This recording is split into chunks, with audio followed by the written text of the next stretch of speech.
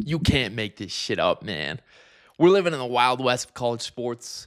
I think we could be cooked. There's a chance. And I'll tell you why. So, yesterday, if you've not been following the news, Brendan Sorsby, Texas Tech, and Jeffrey Kessler, his lawyer, went out and filed an injunction against the NCAA. And in this specific case, it essentially means that they're just trying to get Brendan's eligibility back. Like, they want to make sure that he can play college football next season. And I got to tell you, I was making this video yesterday, this exact video, and I realized as I was talking, I actually didn't believe my take anymore. I don't believe in it anymore, and I'll tell you why. Yesterday, or today, as I was scrolling Twitter, I found a picture. Here's the picture. Okay, this picture is of a Philip Hayes. He is the judge in the Lubbock District Court, and he is specifically the judge in this case. And if you don't know anything about Philip, which I didn't know before today, he is a Texas Tech alumnus, and he graduated from the Texas Tech Law School program in 1990. So I'm not shocked at this. This is what I feel like I expected. However, when I compare this case to other cases like the Joey Aguilar or the Trinidad Chamblises of the world, right? Two very similar cases, not necessarily this, but eligibility in general. It went one way and one went the other. And I'll tell you why my opinion changed. My opinion yesterday was there is no way in hell, there's like a 0% chance that Brendan Sorsby is going to play college football again.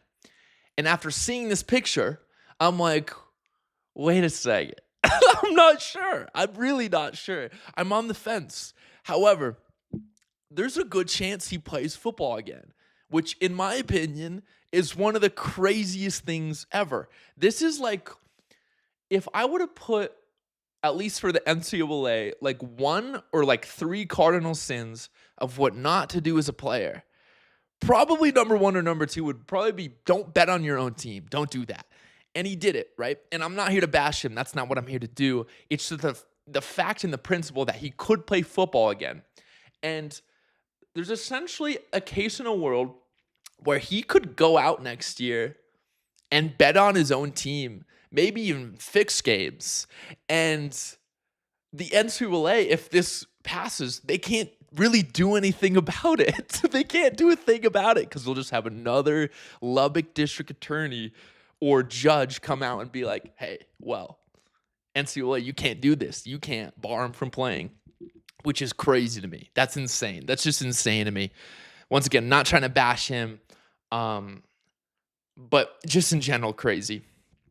But this has me also thinking there's also a world where he's just not going to play. I could very well see this. In the Joey Aguilar case, what happened is the judge, even though he was a Tennessee judge, ruled against Joey Aguilar. And that just happens. This could happen. This could be a just judge. We don't know. Could happen. However, if he can't play, I don't think it's the worst thing in the world for Texas Tech. You know, I watched Texas Tech football last year. I'm a Big 12 fan. I like the Big 12. And when I was watching Texas Tech games, I was watching Baron Morton compared to Will Hammond. I was there for the Utah-Texas Tech game in Salt Lake. And in the first half, Baron Morton was really rattled pretty much the entire half. Like, I don't think he really knew how to deal with pressure. And then Will Hammond walked out there. And I swear to God, he looked like prime Tom Brady. He was unreal. It was absolutely unreal. And I realized he's coming off an injury, an ACL injury, right? I've torn my ACL. Like, I understand, like, the repercussions of that injury. It's not fun. However, it's not like an impossible injury to come back from and be amazing. You know, this could be a similar case to last year, where if you were following BYU last year, what happened is Jake Retzlaff, their former quarterback, got hit with sexual assault allegations. And the whole case happened, right? I'm not going to go too into it, right?